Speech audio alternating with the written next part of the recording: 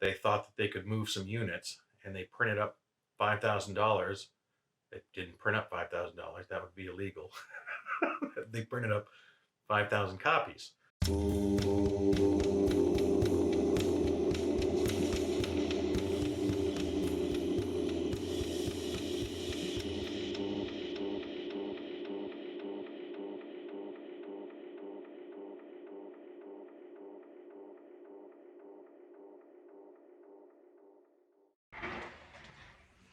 Hello VC, Plastic Hair Care, Plastic Sound We've called, here for another late edition of Collection Connection. The game is just an excuse to talk about music. It's a game I play with my brother, Bryce, over on Good Show Ponsonby. I make my picks every Monday, he makes his picks every Thursday, and what we do is I have an album, he finds a connection to it in his collection, and then I find a connection to that album with an album in my collection, so on and so forth. So the last album that my brother showed was White Ladder by David Gray. And he talked about in his video the cover version that he does of Soft Cell's Say Hello, Wave Goodbye. I think it's one of the best reinterpretations of a cover ever for me personally. I think it's absolutely fantastic. When you hear the Soft Cell version of Say Hello, Wave Goodbye, he almost sounds like a whiny teen, like a young person going through like, oh, this is a big pain in my side going through this shit, But really, when David Gray does it, it sounds like a man who's been in a relationship, who's crushed by it, who just, God, you just feel this desperation in the song. If it's possible to recognize acting in an artist performance of a song, to me, that guy would win the Oscar for making you understand how that guy feels in that song. The rest of the album I think is pretty good. It's not one I've necessarily rushed out and gotten, because I do have the one song, but I don't have any of the other ones in my collection. But overall, it's a good album. I would recommend it to somebody. I just haven't got around to doing it. You know how it is. You collect music. There's some stuff you want, but you don't get till much later. It's life. But the album that I went with, the connection for it would be, David Gray did not do well in his native England.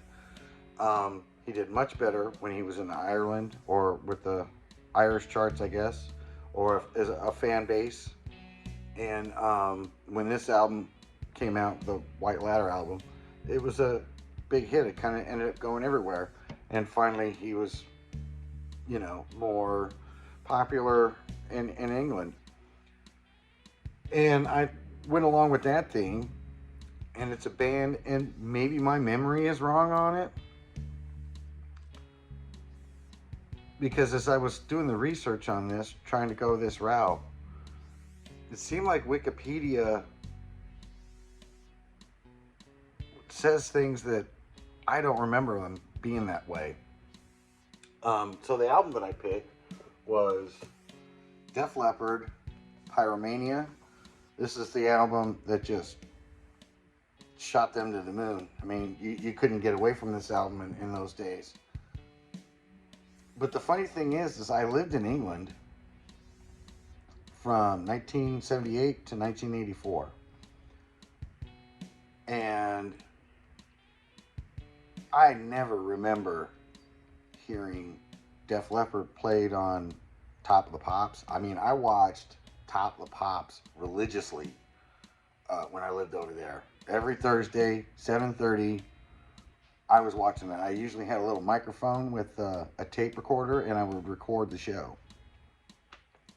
And I don't ever remember Def Leppard coming up. And they said that, a couple of albums before this, they they had decent chart success and their singles did okay. I, to be honest, never remember. And I get it. I believe Top of the Pops was the top 20,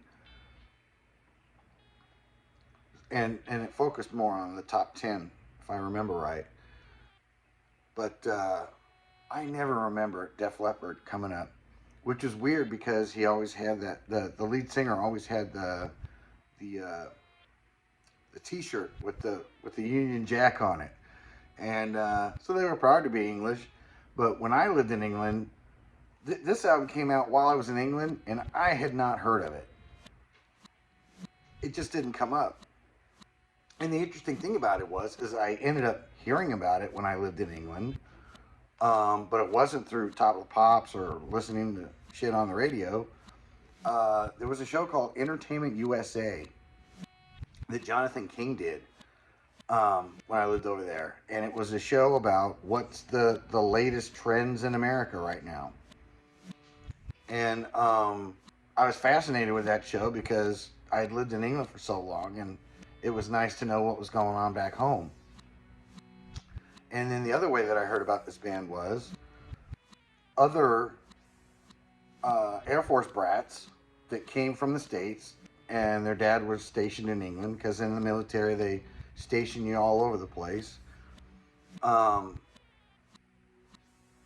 They would come and they knew about this album. And so I heard about it on the base and from other American kids and Jonathan King on Entertainment USA. But that was the only way I heard about it. I never remember it being in the charts. I don't remember any of those songs being in the charts when I was over there. So I always thought it was weird how it seemed to me that they did much better in America than they did in England. Now, once in a while, you would hear, because most of the stuff that they listened to when I lived in England was the ska stuff, the new wave, the electronic stuff. That was basically what you heard all the time. Once in a blue moon, there would be a heavy metal song, and the only one I can really remember is Iron Maiden.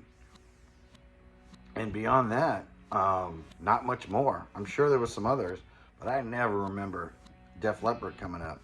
And I'm sure they did much, much better after this album in England than they had been doing previously before, because I know that some of their English fans complained at some point that they were trying to sound too American or placating to an American audience, which, I mean, can you blame the guys? I mean, it's a far bigger market. How many great English bands did really good in England and didn't do squat in America, and people still don't know really who they are? But that's all starting to get into some other stuff. I'm way over my time. Hope you found this kind of interesting. If you do, great. So I'm going to pass this one on to Bryce, and just, going over the memories of this. It's not just about the music. It's about all the stuff that comes with it too. No more than just still music, but I like all the other stuff too. So with that, I'll say goodbye and bye.